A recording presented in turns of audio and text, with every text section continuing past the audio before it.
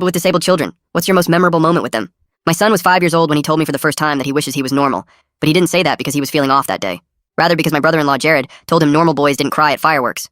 That moment broke me, because despite my son being high-functioning autistic and cognitively brilliant, he already knew that he was not good enough for the people around us. My wife left when he was 4 and blamed him. She told him he was defective, and after she left, her family started hovering over us like a pack of seagulls circling a french fry. First came the unsolicited advice, then the visits. Then Jared, the ex-brother-in-law who once left my son alone at a gas station, by accident, started showing up more. "You've got to toughen him up," Jared said. "He needs to learn to stop whining over stupid things like sound." That same week, he tricked my son into getting into his truck for ice cream, then left him at a playground 3 towns over, and called CPS on me for neglect. It thankfully didn't stick, but it planted a seed in my in-laws' head that I was unfit to parent. Soon after, my ex-wife's parents filed for emergency custody, but they didn't use the gas station or the ice cream incident to prove their point. Instead, they used my son's autistic behavior to prove that I was abusive.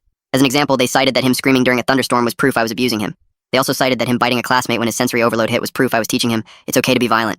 It didn't matter to them that my son loved me, that he couldn't stop jumping up and down and hugging me every time I came home from work. All that mattered to them was taking him from me.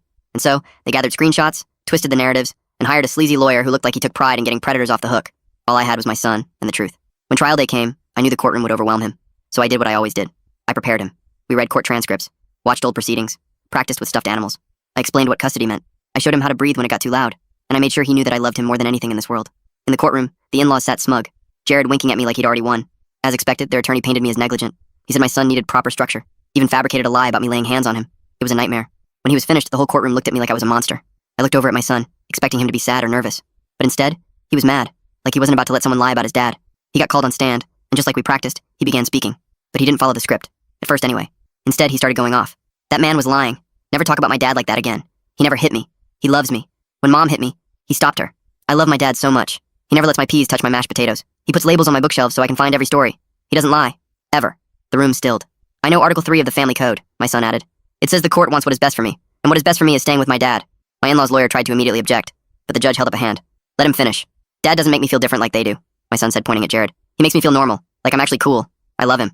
I wiped my face. I hadn't cried since my wife left. But that day, I couldn't stop bawling looking at my son. The judge ruled in our favor. Full custody to me. No visitation rights were granted to the in-laws. Jared stood up, red-faced. "This is a joke!" The bailiff approached him as he continued to yell. "You'll regret this. You think this ends here?" They were escorted out. But as they passed, my ex-mother-in-law said, "You don't know what you've started. The full story where the in-laws go crazy is in the link below."